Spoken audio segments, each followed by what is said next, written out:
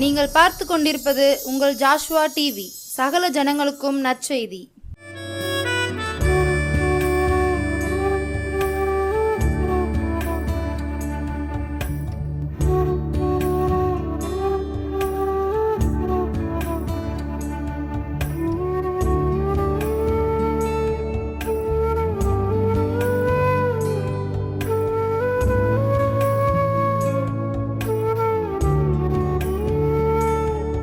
அல்லேலூயா. தேவனாகிய கர்த்தரின் திருநாமம் மகிமைப்படுவதாக. நம்முடைய இரட்சகர் இயேசுவின் திருநாமத்தினால் உங்களுக்கு என் அன்பான வாழ்த்துக்கள். ஆண்டவர் உங்களை மென்மேலும் ஆசீர்வதிப்பாராக.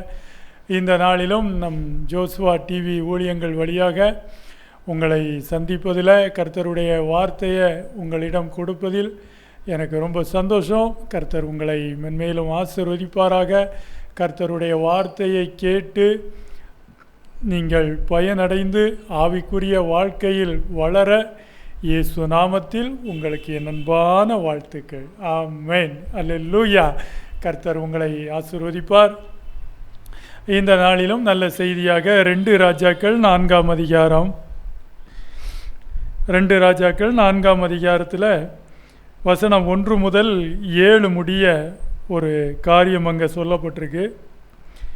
தீர்க்கதரிசியருடைய புத்திரரில் ஒருவனுக்கு மனைவியாக இருந்த ஒரு ஸ்திரீ எலிசாவை பார்த்து, உமது அடியானாகிய என் புருஷன் இறந்து போனான், உமது அடியான் கர்த்தருக்கு பயந்து நடந்தான் என்பதை அறிவீர். கடன் கொடுத்தவன் இப்பொழுது என் 2 குமாரரையும் தனக்கு அடிமையாக்கி கொள்ள வந்தான் என்றாள். அன்பானவர்களே, கர்த்தருடைய புத்தகத்தில் இங்கே வேத பகுதியில் ஒரு காரியம் முழுவதும் சொல்லப்பட்டிருக்கு. 1 முதல் 7 வசனங்கள் வரைக்கும் வாசிக்கும்போது அதனுடைய முழு காரியங்களையும் நீங்கள் தெரிந்து கொள்ள முடியும். இங்கே தீர்க்கதரிசி புத்திரரில் ஒருவனுக்கு மனைவியாக இருந்த ஒரு பெண் தேவ மனுஷனாகிய எலிசா கிட்ட வந்து நிற்கிறாங்க. எலிசா கிட்ட வந்து, உமது அடியானும், அதாவது என்னுடைய கணவரும் தேவனுக்கு பயந்து வாழ்ந்தார், அவர் இப்பொழுது இல்லை, இறந்துட்டார். ஆனால் கடன் அதிகமாக இருக்குது. அவர் இறக்கும்போது கடன் அதிகமாக இருந்தது. இப்போது அந்த கடனை கொடுத்து தீர்க்கிறதுக்கு என்கிட்ட வழி இல்லை அப்படின்னு சொல்லி, நான் என்ன செய்கிறது? அவங்க கடன் கொடுத்தவங்க என் வீட்டுக்கு வந்து என்னோட 2 பிள்ளைகளையும் கூப்பிட்டு போகிறதுக்காக வர்றாங்க. அதாவது அடிமைத்தனத்துக்காக என்னுடைய 2 பிள்ளைகளையும் பிடிச்சிட்டு போகும்படியாக வர்றாங்க அப்படின்னு சொல்லி அந்த அம்மா வேதனையோடு வந்து தேவ மனுஷன்கிட்ட நிற்கிறாங்க. அன்பானவர்களே, வாழ்க்கையில் பிரச்சனைகள் நிறைய விஷயங்களை நம்ம சந்திக்கிறோம், கடந்து வந்து கொண்டு தான் இருக்கிறோம்.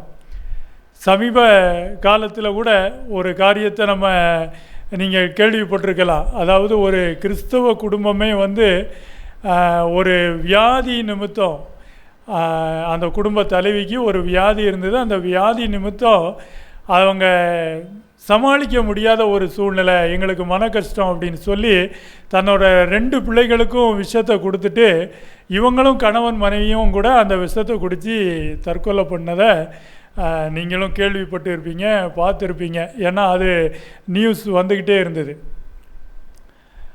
அப்போது எவ்வளோ வேதனைக்குரிய ஒரு விஷயம். அன்பானவர்களே, நம்மக்கிட்ட இருக்கிற எந்த விதமான பிரச்சனைகள், எந்த வியாதியாக இருந்தாலும், கடன் பிரச்சனையாக இருந்தாலும், நம்மக்கிட்ட இருக்கிற மனோபாரங்கள் எதுவாக இருந்தாலும், வருத்தப்பட்டு பாரம் சுமக்கிறவனுக்கு இளைப்பாறுதல் தரதான் இயேசு வந்தார்.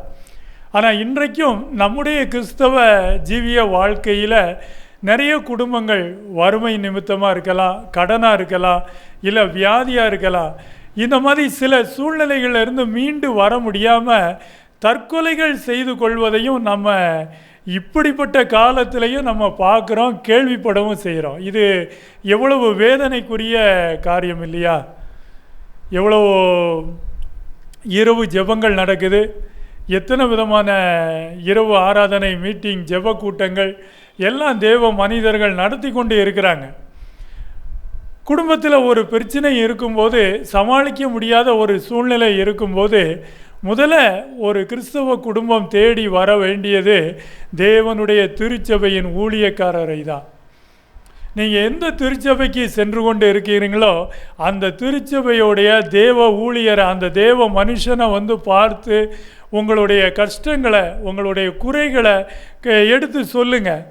நிச்சயமாக அவர் ஏதாவது ஒரு வழிமுறையில் உங்களுக்கு அந்த காரியத்துக்கான விடை கிடைக்கும். ஒரு தீர்வு உங்களுக்கு நிச்சயம் உண்டு. அதுக்காக தான் தேவனுடைய சபைகள், அதுக்காக தான் தேவனுடைய ஊழியக்காரர்கள். சமீபத்தில் அப்படி ஒரு குடும்பம் 2 சின்ன பிள்ளைங்களுக்கு விஷத்தை கொடுத்து இவங்களும் கணவன் மனைவியும் தற்கொலை பண்ணி இறந்துட்டாங்கும்போது அது நமக்கு எவ்வளோ வேதனையை தருது. ஏன் அந்த மாதிரி அவங்க முடிவு எடுத்தாங்கன்னே நமக்கு தெரியலை. இப்போ நம்ம கர்த்தருடைய புத்தகத்தில் பாருங்கள், இங்கேயும் அப்படி ஒரு சூழ்நிலை தான். என்ன சூழ்நிலை? இந்த அம்மாவுக்கு இருக்கிறதா சாகிறதான்னு தெரியலை. கணவர் இல்லை, இறந்துட்டார். இப்போ 2 பிள்ளைங்க மட்டும்தான் இருக்கிறாங்க. இந்த 2 பிள்ளைங்களையும் பிடிச்சிட்டு போகும்படி கடன்காரங்க வராங்க. இந்த அம்மாவுக்கு கொடுத்து தீர்க்கிறதுக்கு, கடனை தீர்க்கிறதுக்கு ஒன்றுமே கிடையாது. பொருளோ பணமோ இல்லை. இருக்கிறது 2 பிள்ளைங்க மட்டும்தான். இந்த 2 பிள்ளைங்களையும் அடிமைத்தனத்துக்கு பிடிச்சிட்டு போகும்படியா வரும்போது இந்த அம்மாவால் சமாளிக்க முடியலை. நாம் என்ன செய்கிறது? இருக்கிறதா சாகிறதான்னு தெரியலையே அப்படின்ற இந்த வேதனையில் என்ன முடிவு எடுக்கன்னு தெரியாமல் தேவனுடைய மனுஷனாகிய எலிசாவை தேடி வந்தார்கள். அல்லேலூயா. அன்பானவர்களே, இதுதான் சரியான வழி, இதுதான் சரியான வழி காட்டுதல். உங்கள் ஃபேமிலியில் எந்த ஒரு விஷயங்கள் இருந்தாலும் தேவனுடைய சபையை நடத்தி செல்கிறதான தேவ ஊழியர்கிட்ட அதை எடுத்துகிட்டு போங்க. அவங்க நிச்சயமாக ஒரு நல்ல வழி காட்டுவாங்க, உங்களுக்காக ஜெபிப்பாங்க. வியாதியாக இருந்தால் குணமாகும். கடன் பிரச்சனைகளாக இருந்தாலும் அதை கொடுத்து தீர்க்கிறதுக்கான வழிகாட்டு முறைகளை நிச்சயமாக தேவ மனுஷர்கள் செஞ்சு தருவாங்க. கர்த்தர் உங்களுக்கு துணையாக இருக்கிறார். அதற்காக ஜெபிக்கும்போது அந்த காரியங்கள் நிச்சயமாய் மாறும். விசுவாச குடும்பங்களையே விசுவாசம் இல்லாமல் போனால் எப்படி? நாம் என்ன செய்கிறது? அன்பானவர்களே, எத்தனை தொண்டு நிறுவனங்கள் இருக்குது, எவ்வளவு தன்னார்வர்கள் இருக்கிறாங்க. இவங்ககிட்டலாம் நம்ம அந்த காரியங்களை எடுத்துகிட்டு செல்லும்போது உங்களுக்கான உதவி கரங்கள் நீட்டப்படும். நீங்கள் விசாரிக்கப்படுவீங்க. உங்களை விசாரிப்பதற்காகவே தேவனுடைய திருச்சபைகள் பூமியில் இருக்குது. இதை எந்த கிறிஸ்தவ குடும்பங்களும் நீங்கள் மறந்துட வேண்டாம். தேவ ஊழியர்கிட்ட போய் வெளிப்படுத்துறதுக்கு நீங்கள் தயங்கவும் வேண்டாம். அன்பானவர்களே, நம்ம கர்த்தருடைய புத்தகத்தில் சரித்திர பகுதியில் பாருங்கள், இந்த அம்மாவுக்கு ஒரு நெருக்கடியான சூழ்நிலை வந்தப்போ தேவ மனுஷனை தேடி வந்தாங்க. தேடி வந்து இந்த மாதிரியான ஒரு சூழ்நிலை இருக்குது, கடன் பிரச்சனையில் நான் இருக்கிறேன், என்னையால் மீண்டு வர முடியலை, இந்த சூழ்நிலை எப்படி கடக்கிறதுன்னு எனக்கு தெரியலை அப்படின்னு சொல்லி தேவ மனுஷன் ஆகிய தீர்க்கதரிசி எலிசா கிட்ட வந்து நின்னப்போ அந்த தேவ மனுஷன் அந்த விதவையின் வழக்கை, அந்த விதவையின் வாழ்க்கையை அமைதியாக நிதானத்தோடு விசாரித்தார்.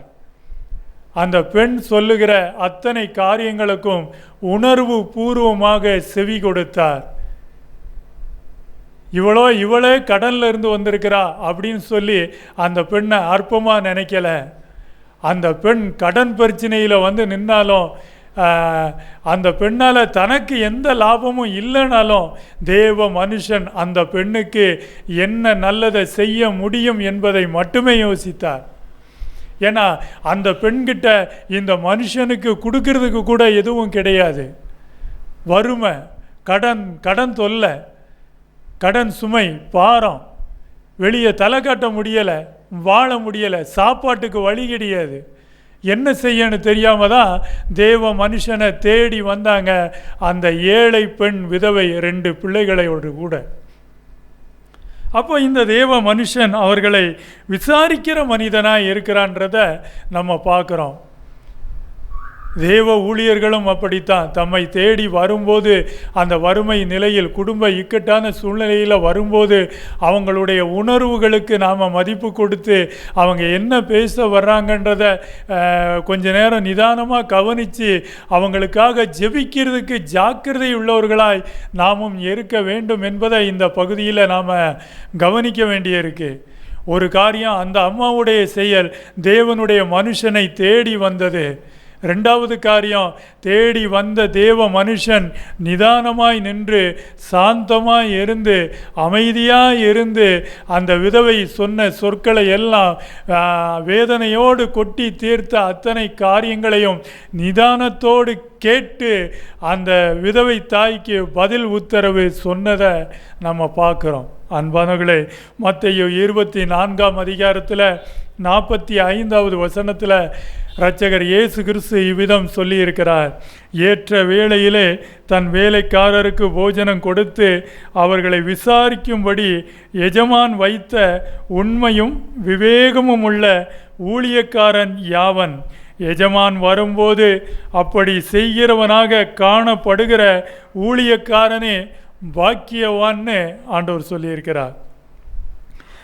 தன் ஆஸ்திகள் எல்லாவற்றின் மேலும் அவனை விசாரணைக்காரனாக வைப்பான் என்று மெய்யாகவே உங்களுக்கு சொல்லுகிறேன் என்று ஆண்டவர் சொல்லியிருக்கிறார். ஆம் அன்பானவர்களே, அன்பான தேவ மனுஷர்களே, ஆம், ஒரு ஏழை பெண் ஒரு ஏழை குடும்பத்தில் இருக்கிறதான காரியங்களை நாம் நேர்த்தியாய் நிதானமாய் விசாரித்து அவர்களுக்கு ஒரு சரியான ஒரு புரிதலுடன் தெளிவான விசுவாச வழிகாட்டுதலை செய்யும்போது, அப்படி விசாரிக்கக்கூடிய தேவ ஊழியனாய் எந்த ஊழியக்காரன் இருக்கிறானோ அவனையே அநேகத்தின் மேல் அதிகாரியாக வைப்பேன் அப்படின்னு ஆண்டவர் சொல்லியிருக்கிறார். அவனே உண்மையுள்ள நல்ல ஊழியக்காரன், நல்ல வேலைக்காரன்னு இயேசு கிறிஸ்து பேசி இருக்கிறத நாம் கவனிக்கிறோம். அதனால் இந்த உலகத்தில் மத்தேயு 25:35 ஆண்டவர் சொல்கிறார், பசியாக இருந்தேன், எனக்கு போஜனம் கொடுத்தீர்கள், தாகமாக இருந்தேன், என் தாகத்தை தீர்த்தீர்கள், அந்நியனாய் இருந்தேன், என்னை சேர்த்து கொண்டீர்கள், வஸ்திரம் இல்லாதிருந்தேன், எனக்கு வஸ்திரம் கொடுத்தீர்கள், வியாதியாய் இருந்தேன், என்னை விசாரிக்க வந்தீர்கள், காவலில் இருந்தேன், என்னை பார்க்க வந்தீர்கள்னு ஆண்டவர் சொன்னார். இந்த சிறியோராகிய என் சகோதரரான இவர்களில் ஒருவனுக்கு நீங்கள் எதை செய்தீர்களோ அதை எனக்கே செய்தீர்கள் என்று நம் ஆண்டவர் இயேசு கிறிஸ்து பேசின காரியங்களை நாம் கவனிக்கிறோம். அன்பானவர்களே, நாம் ஆண்டவருடைய காரியங்களை நம்ம பார்க்கும்போது ஆண்டவர் இவ்விதம் அழகாக நமக்காக சொல்லிவிட்டு சென்றிருக்கிறார்.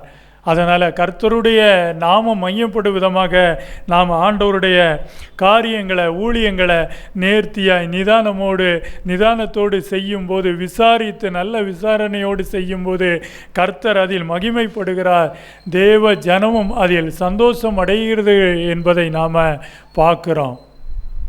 அன்பானவர்களே, இந்த பெண் எலிசாவை தேடி வந்தப்போ இந்த எலிசா விசாரித்ததை நாம் அழகாக பார்க்குறோம். எலிசா அவளை நோக்கி, நான் உனக்கு என்ன செய்ய வேண்டும்? வீட்டில் உன் இடத்தில் என்ன இருக்கிறது சொல் என்றான்.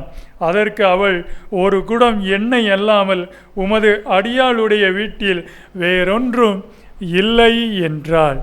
அப்பொழுது அவன், நீ போய் உன்னுடைய அயல் வீட்டுக்காரர் எல்லோரிடத்திலும் அநேகம் வெறும் பாத்திரங்களை கேட்டு வாங்கி உள்ளே போய் உன் பிள்ளைகளுடன் உள்ளே நின்று கதவை பூட்டி அந்த பாத்திரங்கள் எல்லாவற்றிலும் வார்த்து நிறைந்ததை ஒரு பக்கத்தில் வை என்றான்.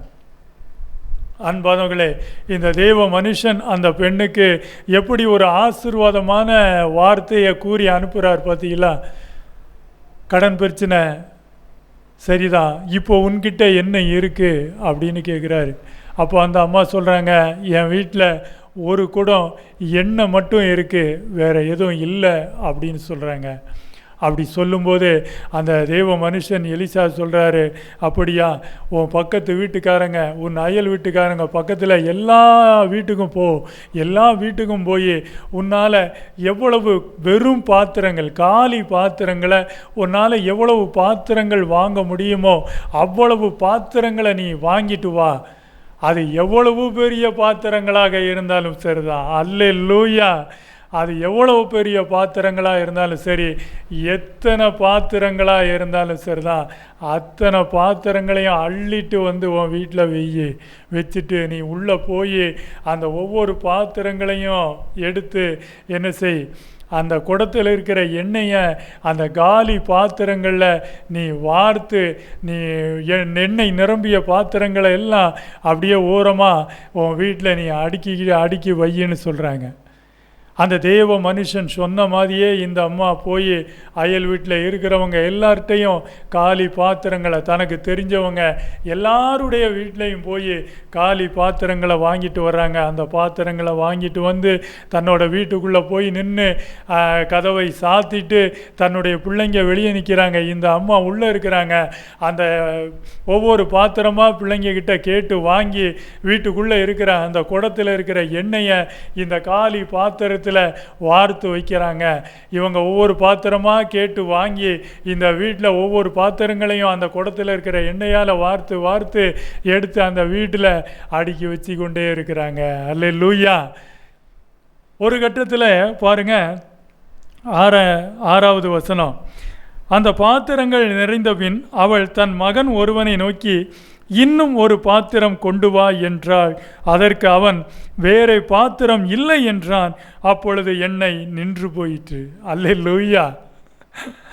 அன்பானவர்களே, அந்த பக்கத்து வீடுகளில் தெரிஞ்ச வீட்டில் இருந்து எல்லா இடத்துல இருந்தும் என்ன ஆயிடுச்சு, பெரிய பெரிய பாத்திரங்கள், எவ்வளவு பாத்திரம் முடியுமோ அவ்வளவு பாத்திரங்களை இந்த ஏழை பெண் விதவை தாய் தன் பிள்ளைகளோடு கூட வாங்கிட்டு வந்தாங்க. வாங்கிட்டு வந்து இந்த குடத்தில் இருக்கிற எண்ணெயை வார்த்தாங்க. அவ்வளவு பாத்திரங்களும் நிறைஞ்சிருச்சு. இப்போது தான் பிள்ளைங்க வெளியே நிற்கிறவன்ட்ட இன்னொரு பாத்திரத்தை எடு அப்படின்னு சொல்கிறாங்க. அந்த பையன், இல்லைம்மா வேற பாத்திரம் இல்லைன்னு சொல்கிறான். அந்த குடத்தில் இருந்த எண்ணெய் அதே போல் அப்படியே நின்றது. அல்லேலூயா. அன்பானவர்களே, பார்த்தீங்களா, எந்த பிரச்சனைக்கும் உங்கள் குடும்பத்தில் இருக்கிறதான எந்த விதமான சூழ்நிலைகளாக இருந்தாலும் அந்த சூழ்நிலைகளை மாற்றி அமைக்க தேவன் இயேசு கிறிஸ்து போதுமானவராக இருக்கிறார். அல்லேலூயா. கடன் பிரச்சனையாக இருந்தால் என்ன, வியாதியாக இருந்தால் என்ன, வறுமையாக இருந்தால் என்ன, எந்த வியாதியாக இருந்தால் என்ன, அன்பானவர்களே, அத்தனையும் தீர்க்கும்படியாகவே நம்முடைய இரட்சகர் இயேசு நமக்காக வந்தார். அன்பானவர்களே, 2000 ஆண்டுகள் ஆயிடுச்சு இயேசு கிறிஸ்து வந்து இந்த உபதேசங்களை கொடுத்து இந்த அடையாளம், அற்புதங்களை, அதிசயங்களை செய்தார். 5 அப்பம் 2 மீன்களை ஆசீர்வதித்து அங்கே கிட்டத்தட்ட ஒரு 10,000 ஜனங்களுக்கு சாப்பாடு போட்ட மாதிரி ஆண்டவர் வனாந்தரத்தில் சாப்பாடு போட்டார். அதே அற்புதத்தை தான் இங்கேயும் நம்ம பார்க்குறோம். அந்த குடத்தில் இருந்த எண்ணெய் கோதி ஊற்ற காலி பாத்திரங்களில் வார்த்து வைக்க இந்த குடத்தில் இருக்கிற எண்ணெய் குறையவே இல்லை. அல்லேலூயா. தேவனுடைய மனுஷன் சொன்ன மாதிரியே நடந்தது. அன்பானவர்களே, எவ்வளவு ஒரு அதிசயம், எவ்வளவு ஒரு அற்புதம் பார்த்தீங்களா. இந்த பெண் அன்னைக்கு தன்னோட 2 பிள்ளைகளாயும், இந்த 2 பிள்ளைகளும் இந்த பெண்ணும் காப்பாற்றப்பட்டாங்க. அதற்கு ஒரு முக்கியமான காரணம் என்ன தெரியுமா? இந்த பெண் இந்த கடன் சுமையில் நான் என்ன செய்கிறது, இருக்கிறதா சாவுறதா, என் பிள்ளைகளுக்கு சாப்பாட்டுக்கு வழி இல்லை என்ற அந்த சூழ்நிலையில், தருணத்தில் தேவ மனுஷனை தேடி வந்தாங்க. அல்லேலூயா. அந்த ஒரு இடம்தான் இவங்க நல்லபடியாக தெளிந்த புத்தியுள்ள ஒரு பெண்ணாக யோசித்து முடிவெடுத்தாங்க. இவங்க வீட்டில் உட்கார்ந்து அழுதுகிட்டே இருந்தால் என்ன செய்திருக்க முடியும்? இந்த கடன் பிரச்சனைக்கு தீர்வு எங்கேருந்து கிடைச்சிருக்கும்? தேவ மனுஷனை தேடி வந்தது நிமித்தமாக அந்த தேவ மனுஷன் சொன்ன வார்த்தைகளுக்கு கீழ்ப்படிந்து இந்த தாய் வந்து தன் வீட்டில் விசுவாசத்தோடு கிரியையை நடப்பித்தது நிமித்தமாக, அல்லேலூயா, அந்த தாயும் அந்த பிள்ளைகளும் அந்த குடும்பம் அன்றைக்கு காப்பாற்றப்பட்டது, கடன் சுமையிலிருந்து மீட்கப்பட்டது. அல்லேலூயா. 7வது வசனம் சொல்லுது பாருங்க. அவள் போய் தேவனுடைய மனுஷனுக்கு அதை அறிவித்தாள். என்ன அறிவித்தாள்? நீங்கள் சொன்ன மாதிரி நான் போய் என் பக்கத்து வீட்டுக்காரங்க கிட்ட இருக்கிற பாத்திரங்கள் எல்லாம் நான் வாங்கிட்டு வந்து நீங்கள் சொன்ன மாதிரி அந்த குடத்தில் இருக்கிற எண்ணெயெல்லாம் வார்த்தேன். நான் வாங்கிட்டு வந்த எல்லா பாத்திரங்களும் நிறைஞ்சிருச்சு எண்ணெயினால். அது பாத்திரங்கள் எல்லாம் நிறைஞ்சிச்சு, வேறு பாத்திரம் இல்லைன்னதும் அந்த குடத்தில் இருக்கிற எண்ணெய் அப்படியே இருந்தது அப்படின்னு சொல்லி அழகாக சொன்னாங்க. சொன்னதும் அந்த அம்மாவுக்கு அந்த தேவ மனுஷன் சொன்ன பதில் பாருங்க. அப்பொழுது அவன், நீ போய் அந்த எண்ணெயை விற்று உன் கடனை தீர்த்து மீந்ததை கொண்டு நீயும் உன் பிள்ளைகளும் ஜீவனம் பண்ணுங்கள் என்றான். அல்லேலூயா. அன்பானவர்களே, எவ்வளவு அழகான வார்த்தை பார்த்தீங்களா? மீந்ததை கொண்டு நீயும் உன் பிள்ளைகளும் ஜீவனம் பண்ணுங்க, அந்த எண்ணெயை கொண்டு போய் வித்துரு அப்படின்னு சொன்னாங்க. ஒன்றுமே இல்லாத அந்த பெண் ஒரு எண்ணெய் வியாபாரியாக மாறினாங்க. அல்லேலூயா. ஒன்றுமே இல்லை, கடனை தீர்க்கிறதுக்கு எங்கிட்ட வழியே இல்லைன்னு சொல்லி வந்த அந்த ஏழை பெண் ஒரு எண்ணெய் வியாபாரியாக மாறினாங்க. தேவனுடைய மனுஷன் அந்த பெண்ணை ஒரு எண்ணெய் விற்கிற வியாபாரியாய் மாற்றிட்டார். அந்த பெண் அந்த எண்ணெயெல்லாம் விற்று கடனை தீர்த்துட்டு மிச்சம் இருக்கிற காசுல தன்னுடைய பிள்ளைகளும் அந்த தாயும் குடும்பத்தை ஜீவனம் பண்ணினாங்கள்னு நம்ம வேதத்தில் பார்க்குறோம். அன்பானவர்களே, எந்த ஒரு காரியமாக இருந்தாலும் இந்த சரித்திர பகுதி சொல்வது என்னென்னா, உங்களுக்கு எந்த விதமான பிரச்சனைகள் இருந்தாலும் நீங்கள் தேட வேண்டியது தேவ சமூகத்தை தான். தேவனுடைய சமூகத்தில் வந்து நில்லுங்க, தேவனுடைய மனுஷர்கிட்ட அதை தெரிவிங்க, தேவ சமூகத்தில் ஜெபம் பண்ணுங்க.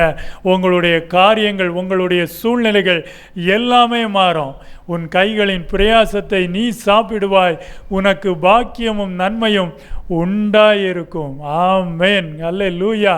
அன்பானவர்களே, எந்த காரியமாக இருந்தாலும் சரிதான், உங்கள் தொழில், நீங்கள் செய்யும் தொழிலில் கர்த்தர் உங்களுக்கு ஒரு ஆசீர்வாதத்தை கட்டளையிட்டார்னு சொன்னால் உங்கள் பிரச்சனை எல்லாமே அதில் தீர்ந்துடும். அல்லேலூயா. அன்பானவர்களே, அதனால் நல்ல அருமையான ஒரு வேத பகுதியை இந்த நாளில் நாம் நினைவு கூர்ந்தோம் கர்த்தருக்குள். இந்த வேத பகுதியை பார்த்தீங்களா எவ்வளவு அழகாக இருக்குன்னு. ஒரு குடும்பத்தில் ஒரு பிரச்சனை, கடன் சுமை தாங்க முடியலை, சாகிற நிலைமை. அந்த நிலைமையில் இந்த பெண் தேவனுடைய மனுஷனை தேடி வந்து ஆலோசனை கேட்டாங்க, நான் என்ன செய்யலாம் அப்படின்னு சொல்லி. ஆலோசனை கேட்டப்போ அந்த பெண்ணுக்கு கர்த்தர் ஒரு ஆசீர்வாதத்தை அந்த தேவ மனுஷன் மூலமாக கட்டளையிட்டார்ன்றதை நம்ம பார்க்குறோம். அன்பானவர்களே, அருமையான தேவ ஜனமே, அன்பான விசுவாச குடும்பங்களே, உங்கள் குடும்பத்தில், உங்களுடைய வீட்டில் எந்த விதமான மனவேதனை தருகும் காரியங்களாக இருந்தாலும் அதை முதலாவது நீங்கள் எடுத்துகிட்டு போக வேண்டியது தேவனுடைய சமூகத்துக்கு தான். தேவ சமூகத்துக்கு எடுத்துகிட்டு போங்க. தேவனுடைய ஊழியர்கள்கிட்ட அதை எடுத்து சொல்லுங்கள். நிச்சயமாக அவங்களுக்கு ஒரு நல்ல வழி காட்டுவாங்க. உங்களுக்காக ஜெபிக்கும்போது அந்த குறைகள் நீங்கி நீங்கள் ஆசீர்வதிக்கப்படுவீங்க. நாம் இன்னைக்கு பார்த்த இந்த தாயாரை போல. அல்லேலூயா. அதனால் வருத்தப்படாதீங்க, கவலைப்படாதீங்க, வேதனைப்படாதீங்க. எல்லா வேதனையும், எல்லா கஷ்டங்களும், எந்த வறுமையாக இருந்தாலும் வல்லவர் இயேசு கிறிஸ்து உங்களை ஆசீர்வதித்து உங்கள் வாழ்க்கையில் அற்புதங்களையும் அதிசயங்களையும் செய்ய அவர் போதுமானவராய் இருக்கிறார் என்பது வேத புத்தகத்தில் சரித்திர பகுதியில் எழுதப்பட்டிருக்குது. எழுதி இருக்கிறவைகள், உரைக்கப்பட்டவைகள் அப்படியே நிறைவேறும். நீங்கள் விசுவாசியுங்கள். அல்லேலூயா. அன்பானவர்களே, இந்த நல்ல வார்த்தையை நீங்கள் கேட்டிருக்கீங்க. இந்த நாளில் கர்த்தர் உங்களை ஆசீர்வதிப்பார். நீங்கள் கேட்கப்பட்ட இந்த வேத பகுதியின்படியே உங்களுடைய பிரச்சனைகள், உங்களுடைய குறைகள் எதுவாக இருந்தாலும் தேவ சமூகத்தில் வந்து நில்லுங்க. உங்களுடைய அனைத்து காரியங்களும் மாற்றப்படும். அதை விட்டு எந்த விதமான தவறான முடிவுகளும் நீங்கள் எடுக்காதீங்க. காப்பாற்ற இயேசு கிறிஸ்து நமக்கு இருக்கிறான்ற நம்பிக்கையோடு தேவ சமூகத்தை நோக்கி நீங்கள் ஓடி வரும்போது கேளுங்கள், அப்பொழுது உங்களுக்கு கொடுக்கப்படும். ஆமென். அல்லேலூயா. கர்த்தர் உங்களை ஆசீர்வதிப்பாராக. ஜெபிப்போம். ஸ்தோத்திரம் ஆண்டவரே, எங்களை வாழ வைக்கிற வல்லமையுள்ள தேவனே, உமக்கு நன்றி செலுத்துகிறேன். எங்கள் தேவனாகிய கர்த்தாவே, இந்த நாளிலும் ஆண்டவரே, இந்த பொழுதில் தேவரீர் உங்கள் வார்த்தையை நீங்கள் கொடுத்து அனுப்பின இந்த வார்த்தைகள் ஆண்டவரே அப்பா, ஒரு விதவை பெண் தன்னுடைய 2 பிள்ளைகளுடனே கூட கடன் பிரச்சனையில் கஷ்டப்பட்ட போது தேவ மனுஷனை தேடி தேவ சமூகத்துக்கு ஓடி வந்தாள் என்று பார்க்கிறோம். வந்த அந்த ஏழை பெண்ணின் கண்ணீர் துடைக்கப்பட்டது, அவளுடைய கடன்கள் எல்லாம் அடைத்து தீர்க்கப்பட்டது என்று வேதத்தில் வாசிக்கிறோம். ஆம் தகப்பனே, அவ்விதமாக இந்த நல்ல செய்தியை கேட்ட ஒவ்வொரு குடும்பத்திலையும் என்ன பிரச்சனைகள் இருக்குதோ, எந்த விதமான கடன் பிரச்சனைகளாக இருந்தாலும், வியாதியாக இருந்தாலும், வறுமையாக இருந்தாலும், மனபாரங்கள் எதுவாக இருந்தாலும், என் தேவனுடைய சமூகத்தை நோக்கி ஓடி வரும்போது அத்தனை குறைகளும் நீங்கி ஆசிர்வதிக்கப்படும் என்ற இந்த வேத பகுதிக்கு நாங்கள் நன்றி செலுத்துகிறோம் கர்த்தாவே. இந்த விசுவாச விதைகளை விதைத்திருக்கிறேன் அப்பா. இந்த நல்ல வார்த்தையை கேட்ட ஒவ்வொரு இருதயங்களும் 30, 60, 100 பலன் கொடுக்கட்டும் அப்பா. தங்கள் வாழ்க்கையில் இருக்கிறதான எந்த பிரச்சனையாக இருந்தாலும் அதை தேவ சமூகத்துக்கு வந்து அவர்கள் ஆசீர்வாதத்தை பெற்றுக்கொள்ள கர்த்தர் பாராட்டிய இந்த கிருபை இரக்கத்துக்கு தேவரீர் கொடுத்த வேத பகுதிக்காக நன்றி செலுத்துகிறேன் நல்ல தகப்பனே. ஒவ்வொரு குடும்பங்களையும் இயேசு நாமத்தினாலே நான் வாழ்த்தி ஆசீர்வதிக்கிறேன் அப்பா. சஞ்சலம், தவிப்பு, வறுமை, வேதனை நீங்கி போகட்டும். இயேசுவின் நாமத்தினால் சந்தோஷமும் சமாதானமும் உண்டாவதாக. கிறிஸ்து இயேசுவின் நாமத்தினால் வாழ்த்தி ஆசீர்வதிக்கிறேன் என் ஜீவனுள்ள நல்ல பிதாவே. ஆமென். அல்லேலூயா.